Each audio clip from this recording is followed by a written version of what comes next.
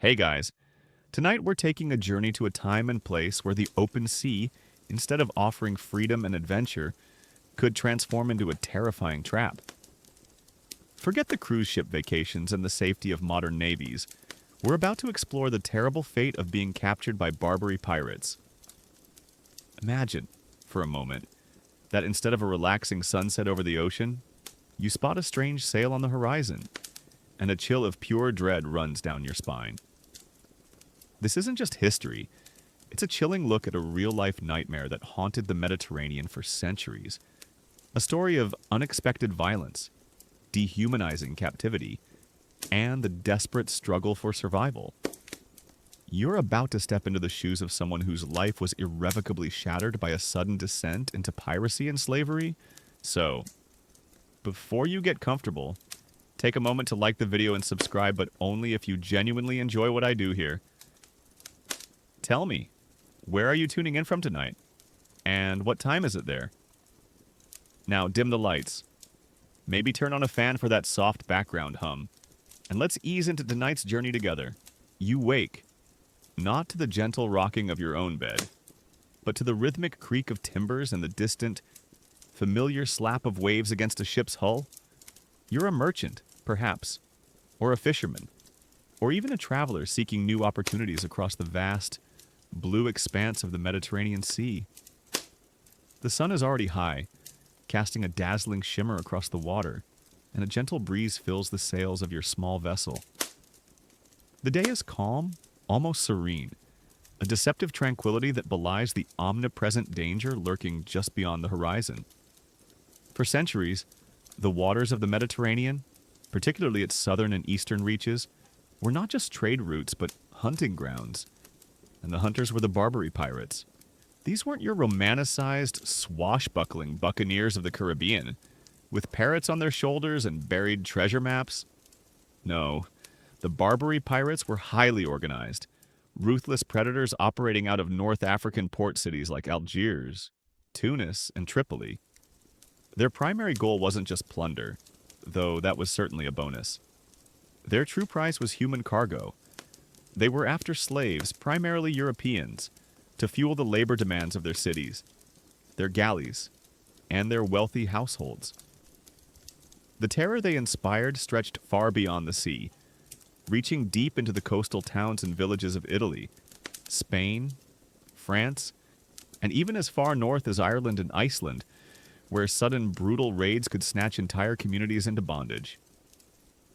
It's a chilling historical truth that hundreds of thousands, possibly over 1 million, Europeans were enslaved by Barbary pirates between the 16th and 19th centuries. A forgotten chapter in the history of slavery?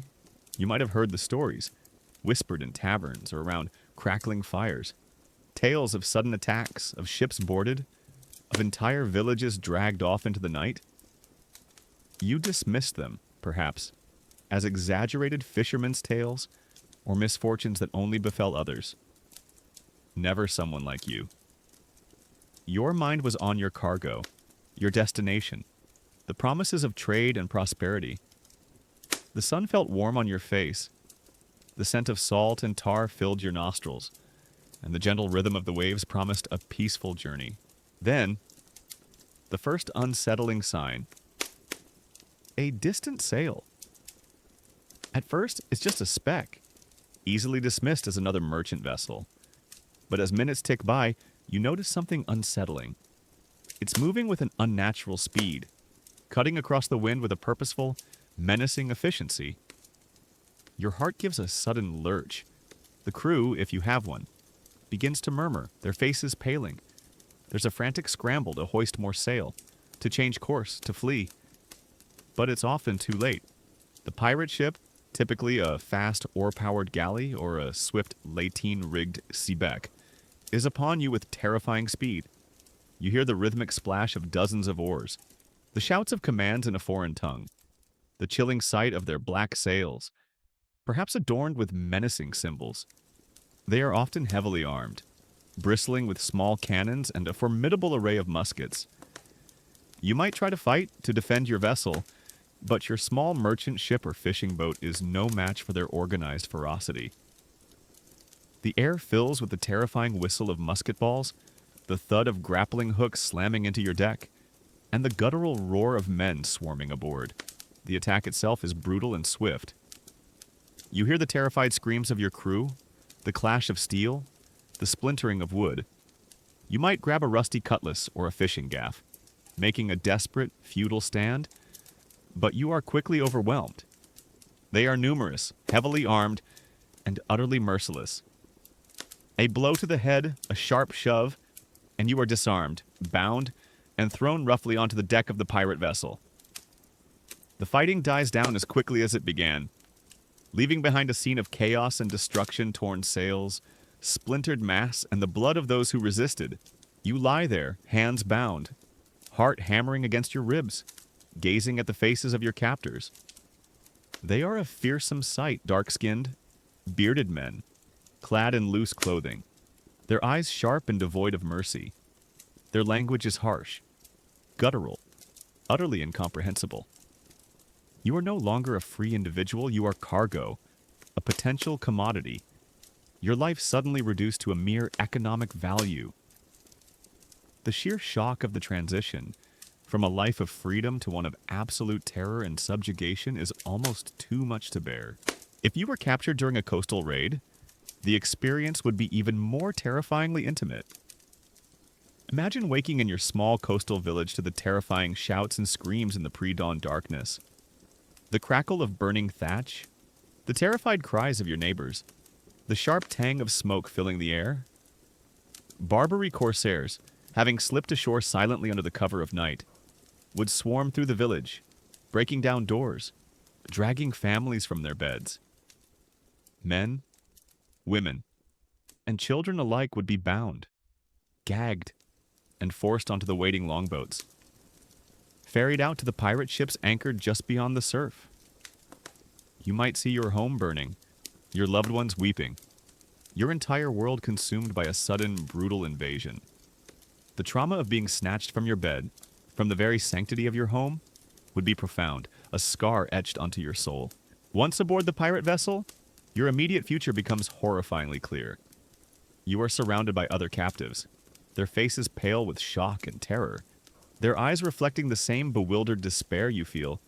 They are men, women, and children of various European nationalities: Italian, Spanish, French, English, Dutch, even distant Scandinavians, all stripped of their possessions, their identities, their freedom. You are all now united by a single, terrible fate. The pirates, having secured their human bounty, would then set course for their North African strongholds. The journey across the Mediterranean would be an agonizing prelude to the horrors that awaited you. You would be packed into the cramped, fetid holds of the pirate ship, alongside dozens, sometimes hundreds, of other captives. The air would be stifling, thick with the smell of unwashed bodies, human waste, and the persistent dampness of the bilge. Food and water would be scarce, barely enough to sustain life, offered only to prevent you from dying before reaching the slave markets. The constant pitching and rolling of the ship, combined with the brutal heat and the pervasive stench, would lead to widespread seasickness and illness. People would vomit, defecate, and urinate where they lay, quickly turning the hold into a festering pit of disease. Fevers, dysentery, and other ailments would sweep through the packed captives, killing the weak and the elderly. You would lie there, unable to move, unable to help, listening to the groans of the sick, the cries of the hungry children, and the soft, desperate prayers of those succumbing to their fate. The knowledge that any illness you contracted here would likely be fatal, with no medical aid available, would be a terrifying constant. It's a grim historical detail that a significant percentage of captives died during the brutal voyage to North Africa, succumbing to disease, starvation, or despair before even reaching the slave markets. The voyage might last days or even weeks, depending on the winds and the destination.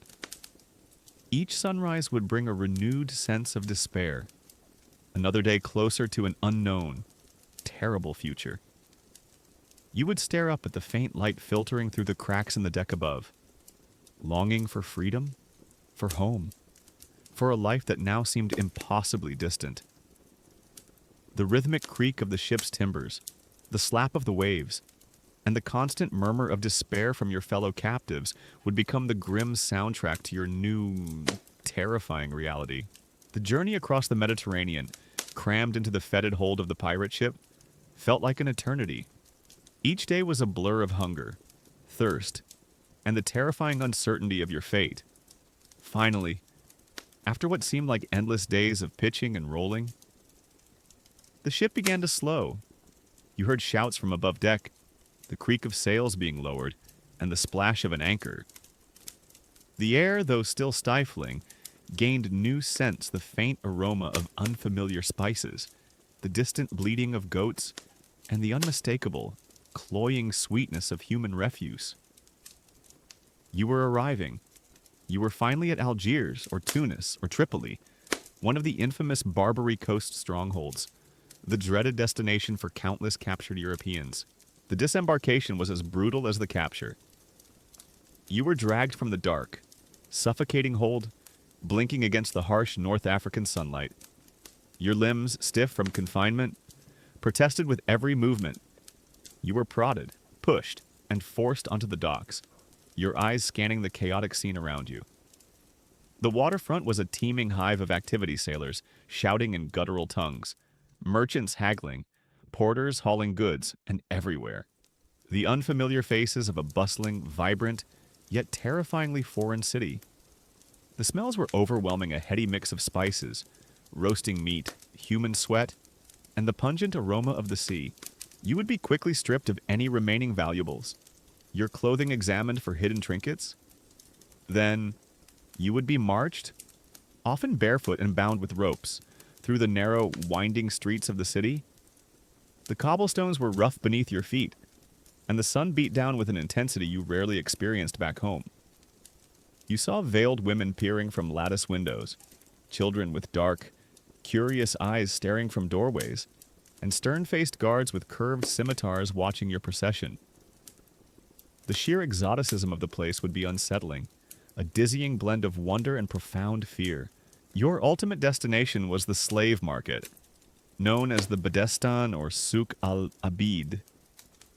This wasn't a hidden, clandestine affair. It was an open, public spectacle, a chilling testament to the scale of the human trade. Imagine being pushed into a large, open courtyard, perhaps enclosed by high walls, where dozens, even hundreds, of other captives were already gathered.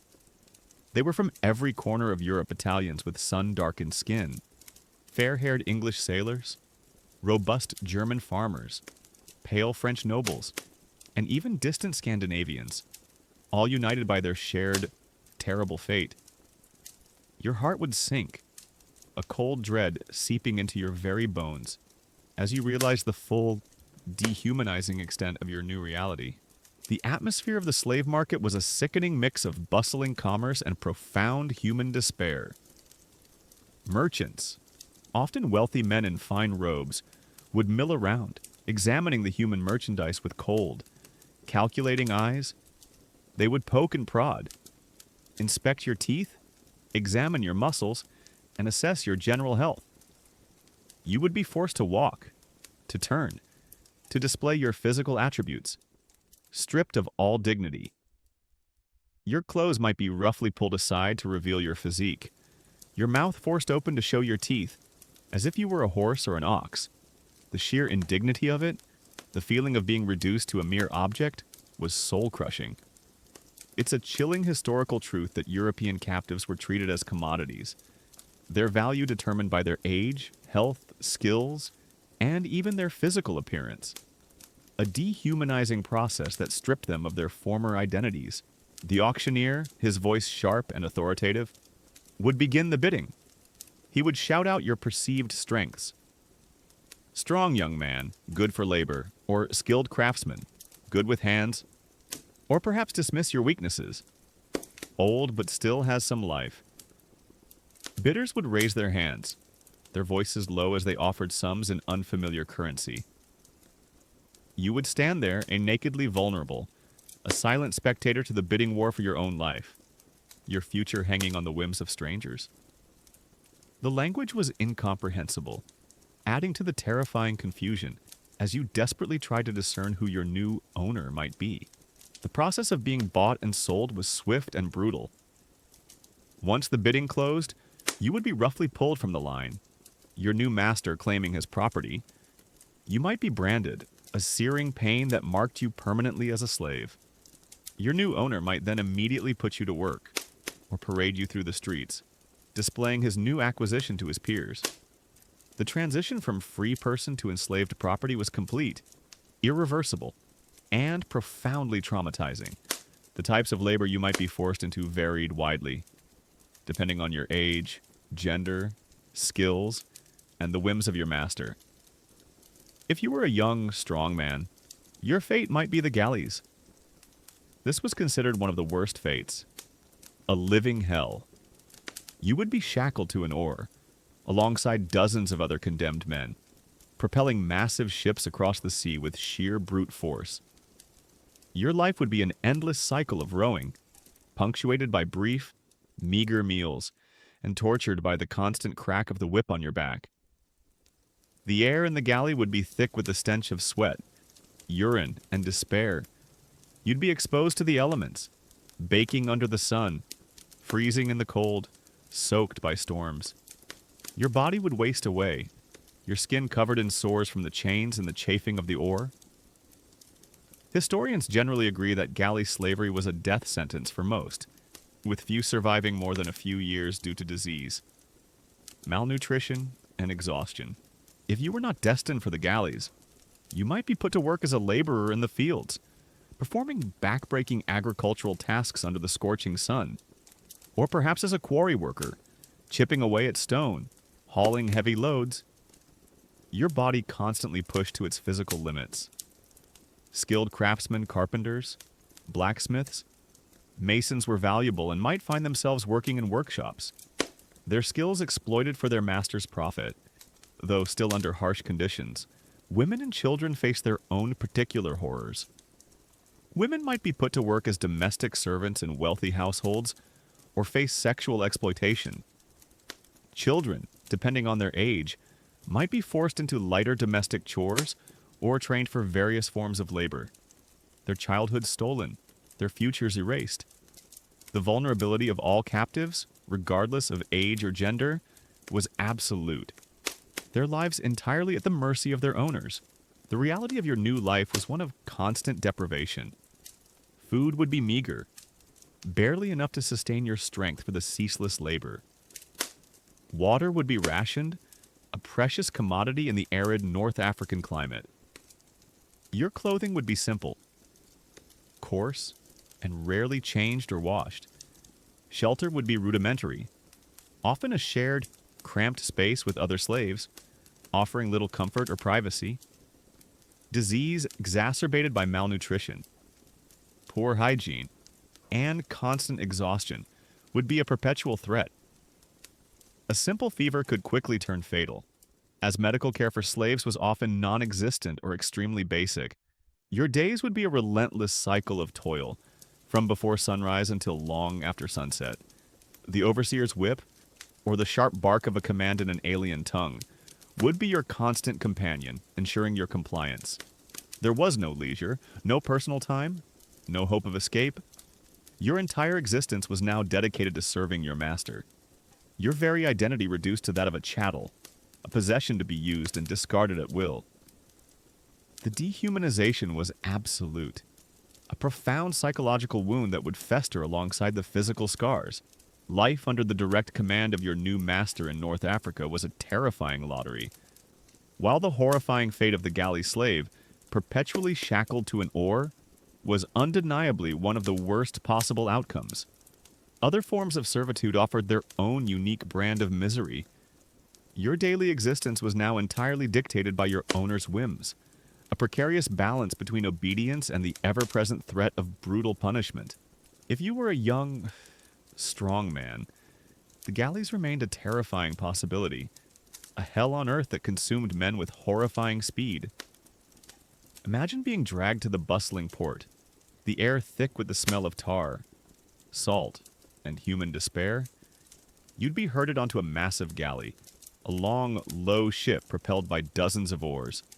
Below deck, in the stifling, fetid gloom, your new home awaited a narrow bench, perpetually damp, where you would be shackled to an oar, your ankle chained to the bench, your wrist often chained to the oar itself. Your only companions were the dozens of other condemned men, packed shoulder to shoulder, their faces gaunt with despair, their eyes reflecting the same terror you felt. Life in the galley was an endless cycle of brutal, back-breaking rowing. The overseer, often a fierce, whip-wielding figure, would shout commands in a foreign tongue, punctuated by the sharp crack of his lash on bare skin. You would pull the massive oar, your muscles screaming in protest, your skin chafed raw by the rough wood and the constant friction of the chains. The rhythm was relentless, dictated by the drumbeat of the overseer, propelling the ship forward whether in scorching sun, torrential rain, or the terrifying swells of a storm. There was no reprieve, no moment of rest, only the constant agonizing demand for brute force. The conditions were beyond comprehension. The air in the galley was thick with the stench of sweat, urine, and feces as men relieved themselves where they sat, shackled, disease, exacerbated by malnutrition, constant exhaustion, and utter lack of hygiene swept through the tightly packed rows of slaves. Fevers, dysentery, and skin infections were rampant, quickly claiming the weak and the elderly. You would watch your fellow rowers sicken and die, their lifeless bodies simply unchained and thrown overboard, a grim reminder of your own fleeting mortality. It's a chilling historical truth that the average lifespan of a galley slave was shockingly short, often only a few years, making it a virtual death sentence for most captives. But not all captives ended up on the oars. If you possess specific skills, or were deemed more suitable for other forms of labor, your fate might differ, though rarely for the better. Skilled craftsmen, carpenters, blacksmiths, masons, tailors were highly valued commodities. You might find yourself working in a master's workshop, your skills exploited for his profit. Imagine carving intricate wooden panels for a wealthy household, or forging delicate ironwork for a bustling marketplace, all while knowing your labor belonged entirely to another. While perhaps spared the whip of the galley, your hours would be long, your conditions harsh, and your freedom a distant memory. Your master could sell you at any time, or force you into any labor he chose. Your life a constant precarity. Domestic service was a common fate for women and children, but also for some male captives. You might find yourself cleaning, cooking, or tending to children in a wealthy household. While this might seem less physically demanding than the galleys or quarry work, it came with its own unique horrors. You would be constantly under the watchful eye of your master or mistress, subjected to their every whim. Sexual exploitation was a pervasive threat for women and girls, a constant source of terror and degradation. Your life would be devoid of privacy, your dignity stripped away, your every action dictated by those who owned you. Agricultural labor was another common destiny. You might be sent to work in the fields, cultivating crops like olives, dates, or grains under the scorching North African sun. This was backbreaking manual labor, demanding immense physical stamina, exposed to the elements, and often overseen by a harsh taskmaster. Your days would be an endless cycle of toil, from before sunrise until long after sunset, your body aching, your spirit slowly eroding under the relentless sun and the weight of your forced labor. Regardless of your specific assignment, the reality of constant deprivation was universal. Food would be meager, barely enough to sustain your strength for the ceaseless labor. Often, it would be simple couscous, stale bread, or dried dates, just enough to keep you alive. Water, a precious commodity in this arid climate, would be rationed, a constant source of thirst and discomfort. Your clothing would be simple, coarse, and rarely changed or washed, becoming a second skin of dirt and sweat. Shelter would be rudimentary, often a shared, cramped space with other slaves, offering little comfort or privacy. The threat of brutal punishment was a daily reality. The overseer's whip, a stick, or a simple cuff to the ear would be your constant companion, ensuring your compliance. Disobedience, laziness, even if it was simply exhaustion, or any perceived insubordination could result in severe beatings, public humiliation, or even torture. Your body became a canvas for your master's authority, marked by the scars of his anger. This constant fear instilled a profound sense of helplessness, eroding your will to resist. The psychological toll was immense. To be reduced to a mere possession, your life devoid of autonomy, your dignity stripped away, to live in perpetual fear, with no hope of escape, no connection to your past, no certain future. The dehumanization was absolute, a profound wound that festered alongside the physical scars. You might try to cling to memories of home, of family, of freedom, but these images would often be painful reminders of what you had lost. Making the present reality even harder to bear, your new life was a complete and utter rupture from everything you knew. You were a stranger in a strange land, surrounded by an alien culture, an unfamiliar language, and a different religion. This cultural disorientation added another layer of isolation to your already profound loneliness.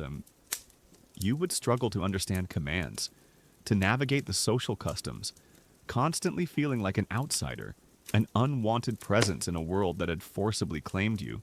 In the bewildering new reality of your captivity, where every sound was alien and every face unfamiliar, one of the most insidious forms of control was the very language spoken around you.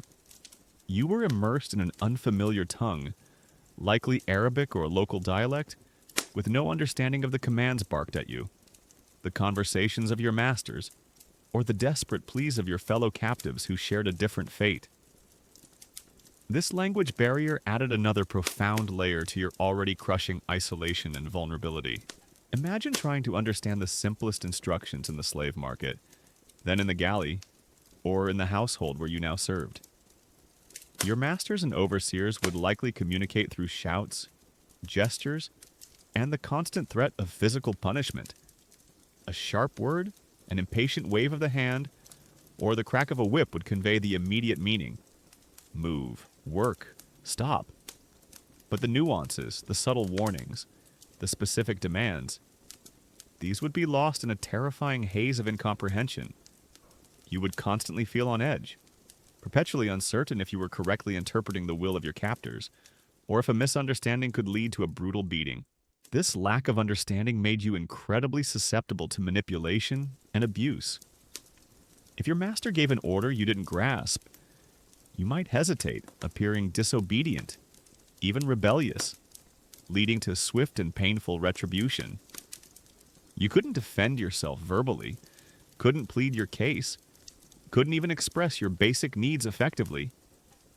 Your voice, once a tool for communication, was now effectively silenced, rendering you even more dehumanized, more objectified.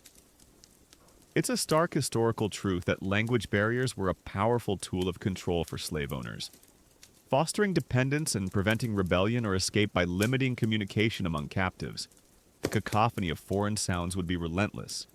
The bustling markets, the calls to prayer from distant minarets, the chatter of native speakers, the harsh commands of your overseers, it would all blend into an overwhelming, incomprehensible noise. Your ears, constantly straining for meaning, would eventually become exhausted, your mind retreating into a defensive shell. You might find yourself unconsciously trying to mimic sounds, or picking up a few isolated words through sheer repetition.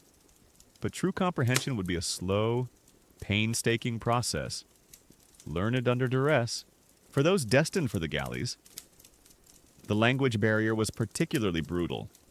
Commands to row, to pull harder, to shift rhythm would be barked in an alien tongue, often accompanied by the terrifying crack of the whip. Misunderstanding a command could lead to immediate punishment, a sharp lash across your back, or a violent shove from the overseer. The communication among fellow galley slaves would be a desperate mix of broken European dialects, hand gestures, and shared groans of despair, further highlighting the fragmented nature of their shared suffering. In a domestic setting, serving as a household slave, the subtle intricacies of language would be even more critical. You might be expected to understand commands related to cooking, cleaning, or childcare, tasks that required precise understanding. Your mistress might grow impatient with your incomprehension, leading to scolding, deprivation, or physical punishment. Imagine the anxiety of constantly trying to decipher gestures, tones of voice, and fragmented words, knowing that your well-being depended on your ability to quickly learn a new language under duress. Your previous life, your identity, was inextricably linked to your native tongue. Your memories, your thoughts, your very self-expression were formed in your own language. Now you were forced to abandon it, or at least suppress it, for survival. The inability to articulate your past, your experiences, your humanity in a new tongue meant that a fundamental part of you was silenced, severed from your new reality. You might cling to whispered prayers in your native language or hum old songs, a desperate attempt to maintain a connection to your former self in a world that sought to erase it. The process of language acquisition in such a brutal environment was purely pragmatic. You would learn words for basic necessities: food, water, work, master? No, yes. You would associate specific sounds with specific actions or objects, driven by the immediate need for survival and the avoidance of pain. There would be no formal lessons, no patient teachers, only the harsh instruction of necessity and punishment. Your vocabulary would be limited to commands and basic requests, a functional tool for servitude rather than a means of expression or connection.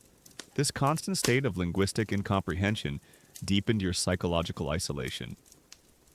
You couldn't truly understand the conversations happening around you, couldn't grasp the jokes, the nuances, the human interaction that defined the lives of your captors. You were an outsider looking in, an alien in a foreign land, further separated by the impenetrable wall of language.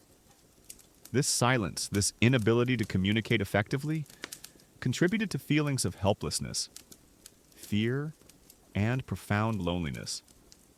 It's a less explored aspect of historical slavery that the deliberate or unintentional imposition of a language barrier served as a powerful mechanism for cultural annihilation and control, making it harder for enslaved people to organize or maintain their former identities.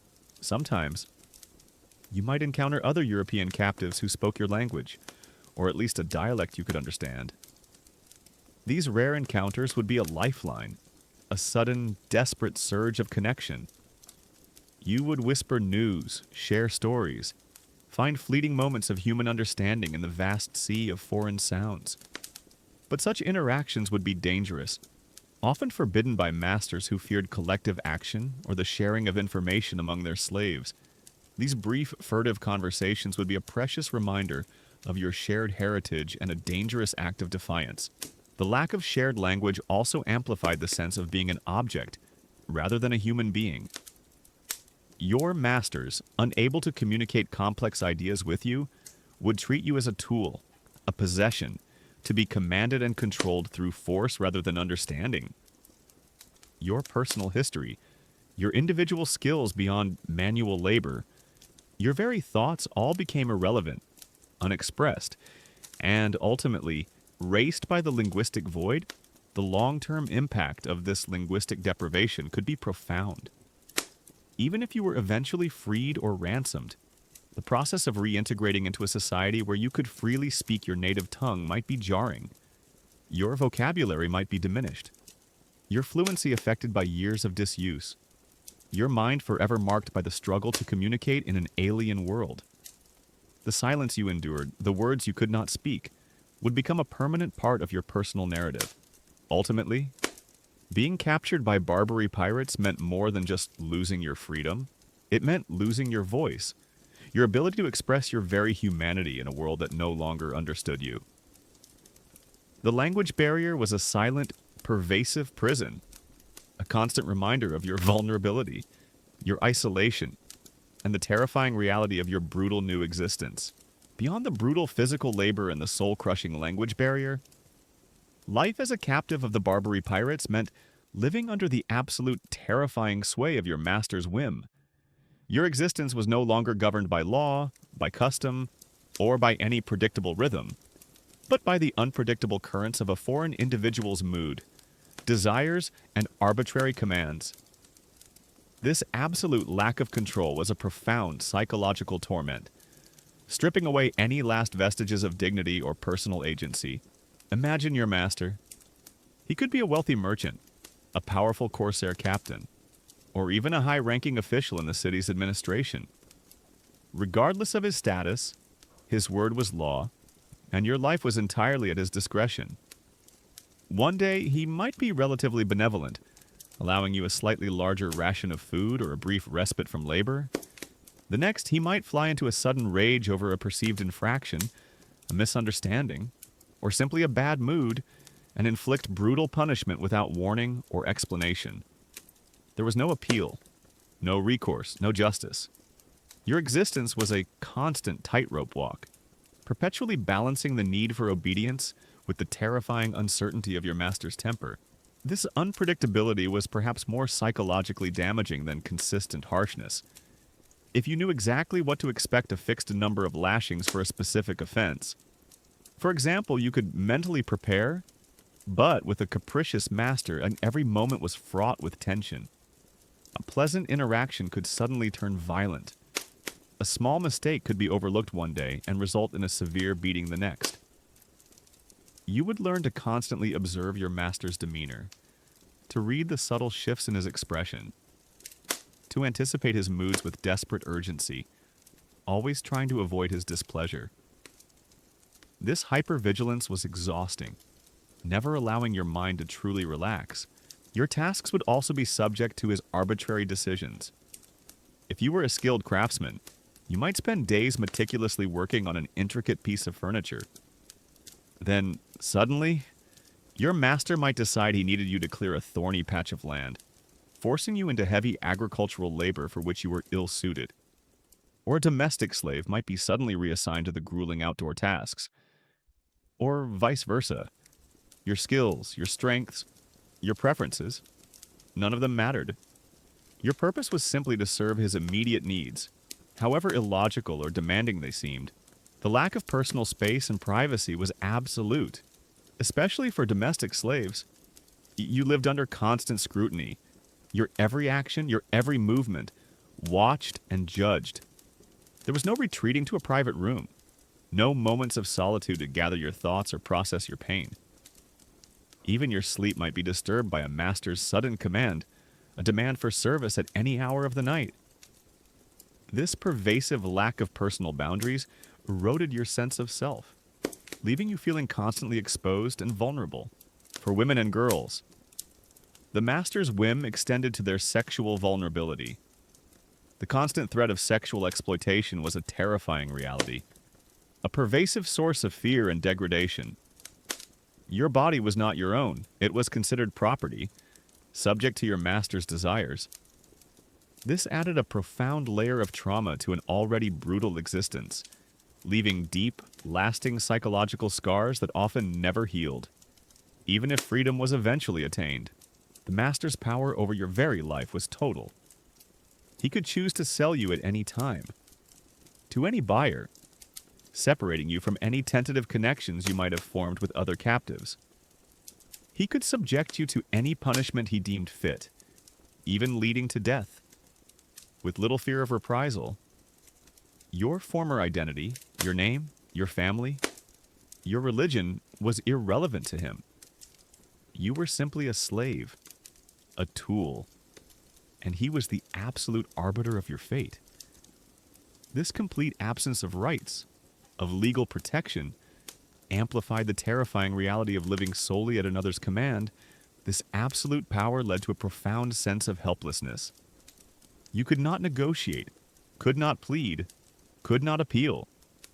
Your only option was obedience, however degrading or painful. Any act of defiance, however small, risked swift and brutal retribution, serving as a chilling lesson to you and other slaves. This constant suppression of your own will, this enforced submission, was deeply damaging to your spirit, slowly eroding your sense of self-worth and autonomy. The master's whim also affected your sustenance and well-being. Food and water, though often meager as a standard, could be further reduced as punishment. Shelter might be denied, or you might be forced to sleep in exposed or uncomfortable conditions. Medical care, already rudimentary, might be withheld or severely limited if your master deemed you unworthy or too costly to treat. Your physical comfort, your very survival, was tied to his benevolence or lack thereof. It's a grim historical detail that while masters had an economic incentive to keep their slaves alive, the desire for immediate obedience often overrode long-term health concerns, leading to chronic illness and early death for many.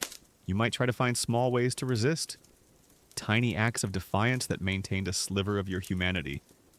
Perhaps a brief, furtive prayer in your native tongue, a whispered word of comfort to a fellow captive, or a small act of sabotage that was unlikely to be detected. These acts, however small, were vital for your psychological survival.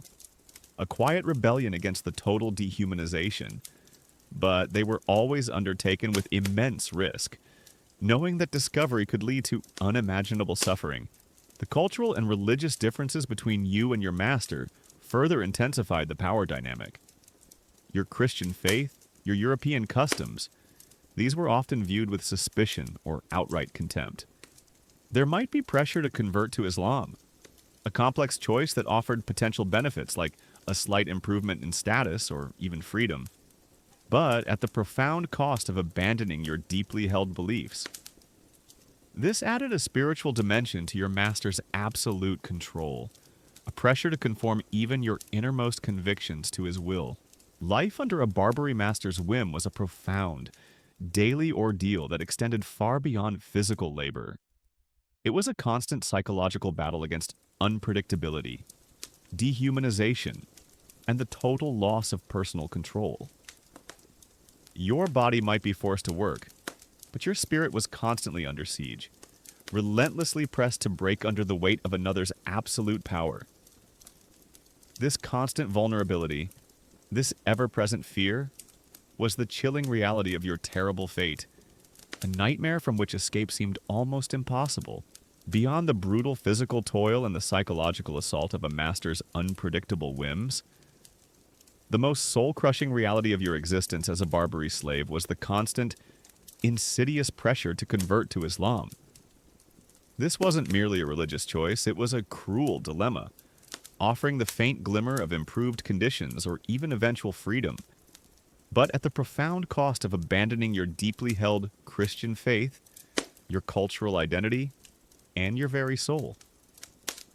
For many, this choice was a form of spiritual torture, a profound test of their innermost convictions. Imagine the subtle yet persistent ways this pressure would be applied. Your master, or perhaps a local imam, might approach you with what seemed like kindness. They would explain the tenets of Islam, emphasizing its perceived advantages. You might be offered better food, lighter work, warmer clothing, or a less cramped sleeping space if you embrace the new faith. For a starving, exhausted, and terrified captive, these material comforts, however meager, could seem like an unbearable temptation, a promise of immediate relief from your relentless suffering. It's a grim historical reality that conversion to Islam often brought tangible, if limited, improvements in the daily lives of Barbary slaves, creating a powerful incentive for those desperate for any form of relief. The pressure was often psychological, a slow erosion of your will. You would be constantly exposed to Islamic prayers, the calls from the minarets echoing through the city, the daily rituals of your captors. You might be forced to observe their holidays, to listen to their sermons, to witness their devotion. This immersion in a foreign religious environment, coupled with your profound isolation from your own faith community, could be deeply disorienting. Your memory of Christian hymns, of familiar prayers, might begin to fade, replaced by the sounds and symbols of your captor's religion. The ultimate incentive for conversion was often the promise of freedom, or at least a path towards it. A convert, known as a renegade or elche, might eventually be able to purchase their freedom, or be granted it after years of loyal service. They might even rise to positions of influence within the Corsair fleets or the local administration, wielding power over their former countrymen. Imagine the lure of such a promise to regain your liberty, to shed the chains of slavery, to become a free individual again, all for the price of your faith. For many, this was an agonizing choice, a profound test of faith versus survival. However, becoming a renegade was a complex and often perilous path. While it offered potential benefits, it also meant complete alienation from your past life. Your family and community back home would view you as a traitor, dead to them, a soul lost to the infidel faith. There was no going back, no easy path to reconciliation. You would be cut off from your roots, your identity irrevocably altered, and even within your new society, you might always be viewed with suspicion, an outsider who had renounced their former beliefs, never fully trusted. Historians still debate the true motivations for conversion among Barbary slaves, whether it was genuine spiritual conviction, pure pragmatism for survival, or a complex blend of both. This unanswerable question underscores the moral quandary faced by captives. For those who refused to convert, the path was one of unrelenting hardship. The subtle pressures would intensify, sometimes escalating to direct coercion. You might face harsher punishments, more grueling labor, or increased deprivation. Your master might withhold food or water, or subject you to public humiliation, all designed to break your spirit and force your conversion. Your refusal would be seen as stubborn defiance, an insult to their faith, and would be met with renewed severity. Imagine holding fast to your beliefs, even as your body wasted away from hunger and exhaustion, whispering prayers in your native tongue, remembering hymns from your childhood, clutching a hidden crucifix or medal if you were lucky enough to possess one. These small acts of faith would become your personal sanctuary, a quiet rebellion against the total control your captors exerted over your life. Your internal strength, your spiritual conviction, would be the last bastion of your freedom, a defiant flicker in the overwhelming darkness of your servitude. The decision was not always a simple binary choice. Some captives might outwardly convert, performing the rituals and reciting the prayers, while secretly maintaining their Christian faith in their hearts. This was a dangerous deception, a constant act of concealment that added another layer of psychological stress to their already brutal lives. They sought the benefits of conversion without truly renouncing their beliefs.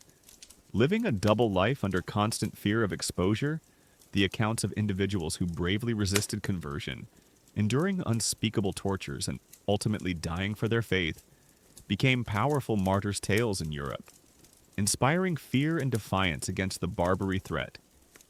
But for the silent majority who endured, the daily pressures were more insidious, a slow, grinding torment that forced an agonizing choice between spiritual integrity and physical survival. The cultural clash was profound. Your captors, imbued with a deep sense of their own religious and cultural superiority, genuinely believed they were offering you a path to salvation. From their perspective, they were not just enslaving bodies, but potentially saving souls. This sincere yet utterly coercive religious fervor added a disturbing dimension to your captivity, turning every interaction into a potential ideological battle. Ultimately, the pressure to convert to Islam was a core, defining feature of being captured by Barbary pirates. It was a choice that transcended the physical confines of slavery, reaching into the deepest parts of your identity and belief. For those who converted, it opened a path to a different kind of life, but at a profound spiritual cost. For those who resisted, it meant an unwavering commitment to their faith, even in the face of unimaginable suffering, forging a profound inner strength that would forever bear the scars of their terrible fate. Your struggle was not just for physical freedom, but for the very essence of your soul. The physical and psychological scars of slavery under the Barbary Corsairs were deep, pervasive, and often permanent.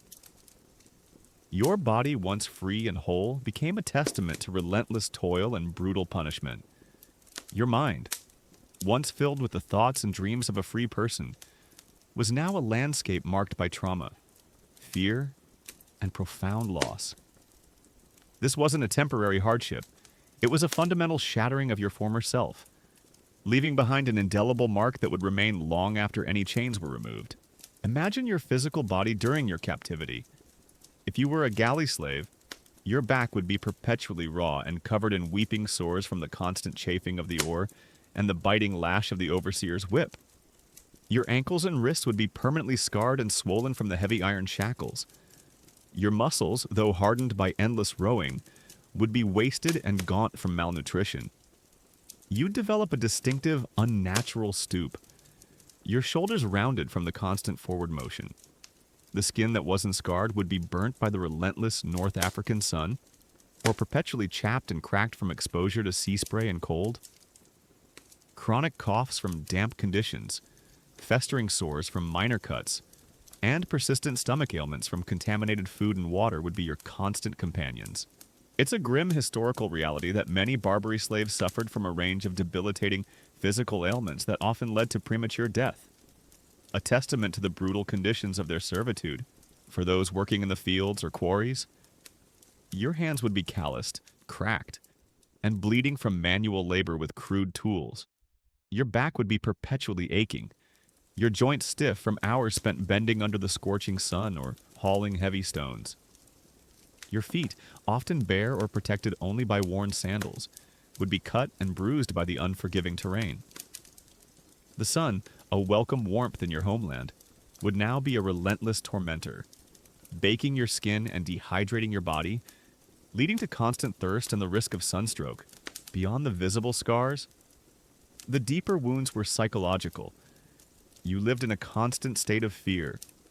The arbitrary nature of your master's whims, the ever-present threat of the whip, the sudden violence that could erupt without warning, this instilled a profound, pervasive terror that permeated every moment of your existence.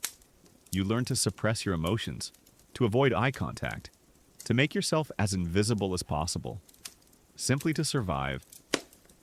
This constant hypervigilance was mentally exhausting, never allowing your mind to truly relax or find peace. The dehumanization was absolute. You were no longer a person with a name, a family, or a history. You were reduced to a commodity, a piece of property to be bought, sold, or used at will. Your dignity was systematically stripped away through public auctions, crude inspections, and constant subservience. The inability to communicate in your own language, the forced adoption of foreign customs, and the pressure to abandon your faith all contributed to a profound erosion of your identity. You might begin to question who you were, what remained of the person you once were before capture. The loss of control over your own life was perhaps the most crushing psychological blow. Every decision, from what you ate to where you slept to the very labor you performed, was dictated by another. You had no autonomy, no freedom of choice, no ability to shape your own destiny. This profound helplessness fostered a deep sense of despair, making resistance seem futile and hope a distant, flickering illusion. Many captives simply gave up, their spirits broken by the relentless oppression. Grief and longing were constant, silent burdens. You would mourn the loss of your freedom, your family, your home, your entire former life. The memories, though painful, were often all you had left, clinging to them desperately as a connection to the person you once were. You would think of loved ones, a spouse, children, parents, wondering if they were still alive, if they ever thought of you, if you would ever see them again. This profound longing, coupled with the crushing reality of your separation, led to deep, persistent sadness and often severe depression. The cultural and religious alienation added another layer to your suffering. You were a stranger in a strange land, surrounded by unfamiliar customs, alien language, and a different faith. The constant pressure to convert to Islam, a choice between spiritual integrity and physical survival, was a profound moral dilemma that haunted many. For those who resisted, It was a daily test of their innermost convictions, a source of defiance, but also a cause for further persecution. For those who converted, the relief often came with the heavy burden of guilt and the complete severance from their past. Sleep offered little true escape. Your nights would often be restless, plagued by nightmares of the capture, the market, the lash, or the endless rowing. You might wake in a cold sweat, disoriented, the sounds of your captivity echoing in your ears even in the relative quiet of your sleeping quarters. The trauma of your experiences permeated your subconscious, making true rest an elusive luxury. Modern psychological research on trauma and captivity confirms that individuals subjected to such extreme conditions often suffer from long-term PTSD, a condition that medieval slaves undoubtedly experienced without any form of treatment or understanding. Even if, by some miraculous turn of fate, you were eventually ransomed or managed to escape, the scars would remain. Your body might heal, but it would carry the permanent marks of chains, whips, and arduous labor. Your mind would forever be etched with the memories of fear, deprivation, and the profound loss of dignity. Reintegrating into your former society might prove incredibly challenging.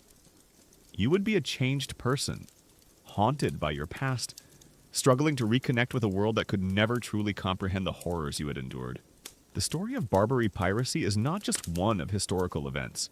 It is a profound human tragedy, a testament to the immense suffering inflicted by a system that traded in human lives. Your fate as a captive was to endure physical agony, psychological torment, and the systematic dehumanization that sought to strip away your very essence. The scars you bore, visible and invisible, were a chilling reminder of a brutal chapter in history, a nightmare that defined the terrible fate of being captured by Barbary pirates in the vast, unpredictable expanse of the Mediterranean Sea, where your capture by Barbary pirates became a terrifying reality. The concept of hope was a fragile, almost mythical whisper. For most enslaved individuals, escape was an impossible dream, and ransom a distant, uncertain possibility. Yet, even in the darkest corners of servitude, the human spirit, driven by an innate desire for freedom, clung to the faintest glimmers of a different future. Your life as a captive was a continuous negotiation between brutal reality and the desperate, often dangerous, pursuit of liberation. Imagine the sheer logistical nightmare of escape. If you were a galley slave, shackled to an oar, any movement beyond your bench was impossible. The ship was heavily guarded, constantly at sea, and surrounded by miles of open water. The chances of freeing yourself, overpowering guards, seizing a small boat, and navigating to friendly shores were virtually nil.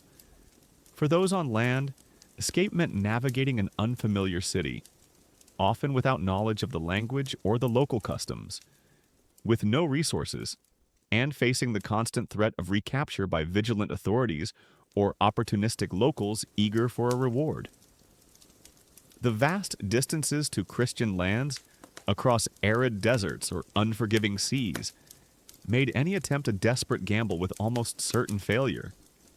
It's a grim historical truth that successful escapes by Barbary slaves were exceedingly rare, often requiring incredible luck, daring, and external aid. Even if you managed to slip past your guards, the immediate aftermath of an escape would be terrifying.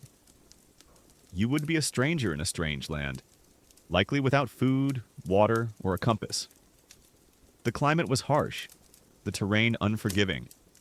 Every shadow would seem to hide a pursuer. Every distant sound would send a jolt of fear through your body. The threat of recapture was paramount, and the punishment for an escaped slave, once caught, was often brutal, designed to deter future attempts and break the spirit of any who dared to dream of freedom.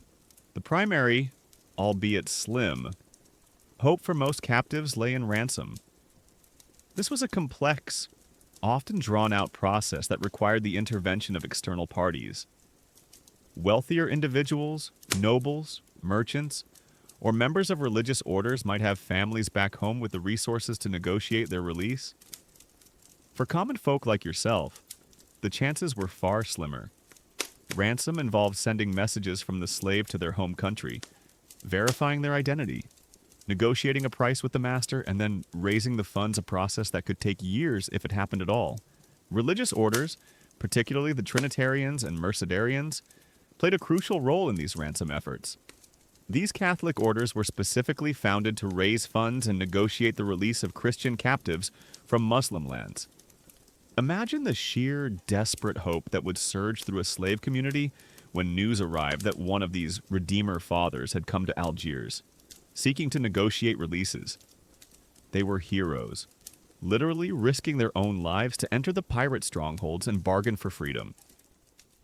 They would collect funds through donations, alms, and even by selling their own possessions, driven by a profound sense of Christian charity. It's a fascinating yet less-known fact that these monastic orders, often working for centuries, managed to ransom tens of thousands of captives, playing a vital, if underappreciated, role in the history of the Barbary trade. However, even with these efforts, the process was fraught with peril. Negotiations were often protracted and difficult, with masters demanding exorbitant sums. Many captives died of disease or exhaustion before their ransom could be raised or negotiations concluded. Some masters, particularly cruel ones, might even hold back certain slaves, refusing to sell them, simply to torment the ransoming agents or to keep valuable labor. You might see a fellow captive, who had endured years alongside you, suddenly called forward, their ransom paid, their chains removed, while you remained behind, a chilling reminder of the arbitrary nature of fate. The cost of ransom was immense, often beyond the means of ordinary families. A captured European might be worth hundreds, even thousands of gold coins. A fortune for a common fisherman or farmer. Families back home would often sell all their possessions, mortgage their land, or appeal to their local church or community for charity. This collective effort, driven by love and desperation, was a testament to the bonds that slavery could not entirely sever. For those without family or means, ransom was a near impossibility. They would likely face a lifetime of servitude, their hopes dwindling with each passing year. The only hope then was a general exchange of prisoners between warring states, a rare event, or the chance that their master might eventually grant them freedom in old age. A slim and distant prospect often tied to conversion to Islam. The psychological impact of this faint hope was complex. On one hand, it provided a reason to endure, a flickering light in the profound darkness of captivity. On the other hand, the constant uncertainty, the repeated disappointments, the agonizing wait for news that might never come, could be its own form of torment. You would learn to manage your expectations, to cling to hope cautiously, to protect your spirit from the crushing weight of repeated dashed dreams. Sometimes, the hope was an illusion, a cruel trick played by masters to extract more labor or obedience. Slaves might be told their ransom was being negotiated, only for nothing to materialize, deepening their despair. These deceptions were another tool of control, designed to manipulate the most fundamental human desire, freedom. Even if freedom was eventually attained, the return home was often tinged with difficulty. Years of brutal servitude, of physical and psychological trauma, would leave indelible marks. You might return to a family you no longer recognized, a community that had moved on, or a homeland that felt strangely alien after years in a foreign land. The scars of slavery, physical disfigurement, chronic illness, and deep-seated psychological wounds like PTSD would remain, impacting your ability to reintegrate, to find work, and to live a normal life. Your ordeal would be a part of you forever, a testament to the terrible fate you had survived. The story of Barbary piracy, therefore, is not just about capture and enslavement. It's about the relentless pursuit of freedom in the face of overwhelming odds. It's about the courageous individuals who kept faith, the families who sacrificed everything for ransom, and the dedicated religious orders who worked tirelessly to bring the enslaved home. Your faint whisper of hope, however distant, was a powerful, humanizing force in a world designed to dehumanize. The physical and psychological scars borne by those who endured the nightmare of Barbary captivity were often profound and permanent, a testament to the brutal realities of their servitude. For you, having faced the sudden terror of capture and the dehumanizing experience of the slave market, your life in servitude etched an indelible mark, physically altering your body and irrevocably changing your mind. This wasn't a period to simply get over, it was a fundamental shattering of your former self, leaving behind a legacy of pain and resilience that would define your existence long after any chains were removed. Imagine your physical body during your years of captivity. If you were a galley slave, your back would be a roadmap of crisscrossing scars, perpetually raw and weeping from the constant chafing of the oar and the biting lash of the overseer's whip. Your ankles and wrists would be permanently deformed, swollen, and disfigured by the heavy iron shackles that bound you to the bench, leaving deep indentations that never truly faded. Your muscles, though hardened by endless brutal rowing, would be wasted and gaunt from chronic malnutrition, giving your frame an almost skeletal appearance. You'd develop a distinctive, unnatural stoop, your shoulders rounded from the constant forward motion, your gait forever altered by the demands of the oar. The skin that wasn't scarred would be burnt by the relentless North African sun, or perpetually chapped and cracked from exposure to sea spray and cold. Chronic coughs from damp, fetid conditions, festering sores from minor cuts and chafing, and persistent stomach ailments from contaminated food and water would be your constant, miserable companions. It's a grim historical truth that many Barbary slaves suffered from a range of debilitating physical ailments, often leading to premature death, a silent testament to the horrific conditions of their servitude and the deliberate neglect of their health. For those working in the fields or quarries, your hands would be calloused, cracked, and often bleeding from incessant manual labor with crude tools. Your back would be perpetually aching, your joints stiff and swollen from hours spent bending under the scorching sun or hauling heavy, jagged stones. Your feet, often bare or protected only by worn, inadequate sandals, would be a mass of cuts, bruises, and hardened skin from the unforgiving terrain. The North African sun, once a welcome warmth in your distant homeland, would now be a relentless tormentor, baking your skin, causing dehydration, and leading to the constant threat of sunstroke and heat exhaustion. Beyond the visible, agonizing scars, the deeper wounds were psychological. You lived in a constant state of profound fear.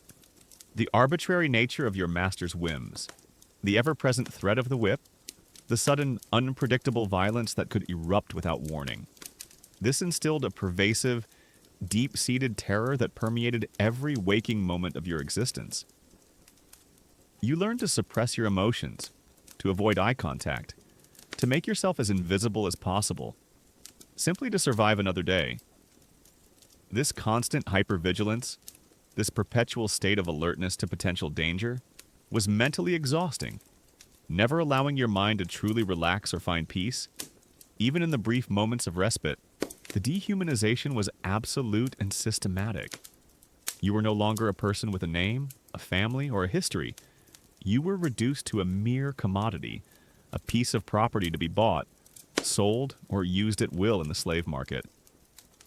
Your dignity was systematically stripped away through public auctions, crude physical inspections, and constant subservience.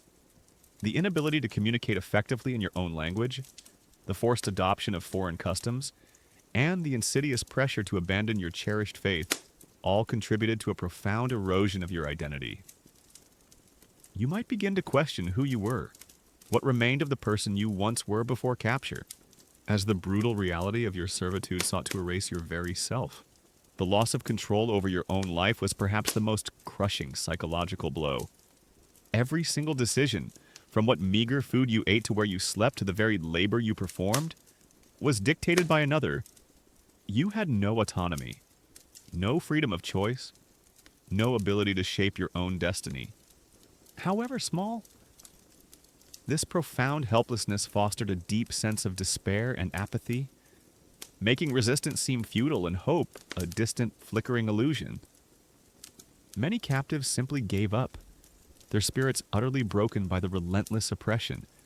Descending into a quiet resignation that was heartbreaking to witness, grief and profound longing were constant, silent burdens that weighed heavily on your soul. You would mourn the loss of your freedom, your family, your home, your entire former life. A grief that had no outlet, no end. The memories of your past, though often painful in their beauty, were often all you had left, clinging to them desperately as a tenuous connection to the person you once were. You would think of loved ones, a spouse, children, parents, siblings, wondering if they were still alive, if they ever thought of you, if you would ever see them again. This profound, unfulfilled longing, coupled with the crushing reality of your forced separation, led to deep, persistent sadness and often severe, untreated depression. The cultural and religious alienation added another profound layer to your suffering. You were a stranger in a strange land, surrounded by unfamiliar customs, an alien language, and a different faith. The constant, insidious pressure to convert to Islam, a choice between spiritual integrity and physical survival, was a profound moral dilemma that haunted many captives. For those who resisted, it was a daily test of their innermost convictions, a source of quiet defiance, but also a cause for further persecution and harsher treatment. For those who converted, the temporary physical relief often came with the heavy burden of guilt, profound regret, and the complete severance from their past identity and community. Sleep offered little true escape. Your nights would often be restless, plagued by vivid nightmares of the captor, the brutal slave market, the biting lash of the overseer, or the endless rhythmic agony of rowing. You might wake in a cold sweat, disoriented, the terrifying sounds and smells of your captivity echoing in your ears even in the relative quiet of your sleeping quarters. The profound trauma of your experiences permeated your subconscious, making true restorative rest an elusive luxury, leaving you perpetually exhausted. Modern psychological research on severe trauma and captivity confirms that individuals subjected to such extreme conditions often suffer from long-term post-traumatic stress disorder (PTSD), a debilitating condition that medieval slaves undoubtedly experienced without any form of treatment, recognition, or understanding, even if, by some miraculous turn of fate, you were eventually ransomed or managed a perilous escape. The scars would remain, both visible and invisible. Your body might heal, but it would carry the permanent marks of chains, whips, and arduous labor, a physical testament to your ordeal. Your mind would forever be etched with the haunting memories of fear, deprivation, and the profound loss of dignity. Reintegrating into your former society might prove incredibly challenging. You would be a changed person, haunted by your past, struggling to reconnect with a world that could never truly comprehend the horrors you had endured. The comfort of your former life might feel alien, the casual freedoms almost unbearable in their stark contrast to your years of bondage. The story of Barbary piracy, therefore, is not merely one of historical events. It is a profound human tragedy, a chilling testament to the immense suffering inflicted by a system that traded in human lives. Your fate as a captive was to endure physical agony, psychological torment, and the systematic dehumanization that sought to strip away your very essence. The scars you bore, visible and invisible, were a chilling reminder of a brutal chapter in history, a nightmare that defined the terrible fate of being captured by Barbary pirates, a fate that lingered long after the chains were gone. The final echoes of the Barbary pirate era, though now relegated to the dusty pages of history books, resonate with a profound and often forgotten nightmare. For you, having endured the terrifying reality of capture and the soul-crushing years of servitude, the end of your ordeal, whether through a miraculous ransom or a perilous escape, marked not just the end of a chapter, but a permanent alteration of your very being. Your story, shared by hundreds of thousands, speaks to a dark period in human history, a testament to unimaginable suffering and an enduring human spirit. Imagine the moment of freedom, if it ever arrived. Perhaps a ransoming agent, a representative of one of the dedicated religious orders, finally stood before you, the papers of your release in hand, or perhaps through sheer grit and a stroke of impossible luck. You found yourself on a Christian ship, sailing away from the dreaded shores of North Africa. The initial sensation would be one of dizzying disbelief, a profound lightness where the heavy chains of bondage once lay. The air, though still salty, would taste of pure, unadulterated liberty. Your eyes, accustomed to the grim faces of your captors and the confines of your prison, would now gaze upon boundless horizons, a world stretching out before you with terrifying, glorious freedom. But this freedom, however longed for, was often a double-edged sword. The physical scars would remain. Indelible marks on your body, the calloused hands, the bowed back, the permanent indentations on your wrists and ankles from years of shackles. Chronic ailments, persistent coughs, aching joints. Stomach issues would likely plague you. A physical legacy of malnutrition, exhaustion, and exposure. Your physical appearance might be gaunt, aged beyond your years, a stark visual testament to the brutal conditions you had endured. The deeper, more insidious wounds were psychological. Years of living in constant fear, of being subjected to arbitrary whims and dehumanizing treatment, would leave profound, lasting trauma. You might suffer from post-traumatic stress disorder (PTSD), a condition unknown in your time, manifesting as terrifying nightmares, hypervigilance, and an inability to fully relax. Every sudden sound might make you flinch. Every stranger might seem like a potential threat. You might struggle with trust, with connecting to others, your spirit forever marked by the betrayal and cruelty you experienced. Modern psychological research confirms that survivors of prolonged captivity and extreme trauma often face lifelong struggles with mental health. A silent suffering that went unrecognized and untreated in the past, reintegration into your former society would be incredibly challenging. Your family, if they still lived, would have aged, perhaps changed in ways you couldn't comprehend. Your community, your hometown, would have moved on, their lives continuing without you. You would be a stranger in a familiar land, a person who had seen and endured horrors that no one around you could truly understand. Conversations might feel shallow, trivial, after years of grappling with life and death realities. You might struggle to articulate your experiences, the profound sense of loss and trauma, finding few who could truly listen or empathize. Economically, your prospects would likely be grim. Years of forced labor would have left you without skills relevant to your old life, or perhaps with a body too broken for manual labor. The financial burden of your ransom, if paid, might have bankrupted your family, leaving you with a debt of gratitude that weighed heavily. You would have to rebuild your life from scratch. A daunting task for a person bearing such profound physical and psychological wounds. The Barbary piracy era itself, spanning roughly the 16th to the early 19th centuries, often feels like a distant, almost mythological nightmare. But it was a very real, tangible threat that shaped the lives of countless Europeans. Hundreds of thousands, possibly over 1 million. Individuals were captured and enslaved, a scale of human suffering comparable to the transatlantic slave trade, yet often given far less historical attention. The fear of capture shaped coastal defenses, influenced diplomatic relations, and even spurred the fledgling United States Navy into its first foreign wars in the early 19th century. The memory of this nightmare slowly faded from collective consciousness in Europe and America as the threat diminished with increased naval power and colonial expansion. The narratives of the white slaves of Barbary were eventually overshadowed by other historical events and atrocities. Yet, for the victims, the nightmare never truly ended. Their suffering, their lost lives, their permanent scars became a silent, forgotten chapter in the grand sweep of history.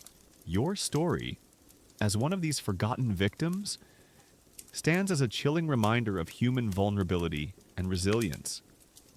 It speaks to the fragility of freedom, the profound value of human dignity, and the enduring strength of the human spirit to survive unimaginable suffering. You, the captive, the slave, the survivor, are a testament to the fact that even in the darkest corners of history, the light of human will can persist. And so, the echoes of the last whispers from the Barbary Corsairs fade into the night, leaving only the silence of the ocean. Tonight, as you curl up in your blankets, remember the terrible fate of those who were enslaved and the unshakable resilience of the human spirit. Let this story gently guide you into a deep, safe, and peaceful sleep.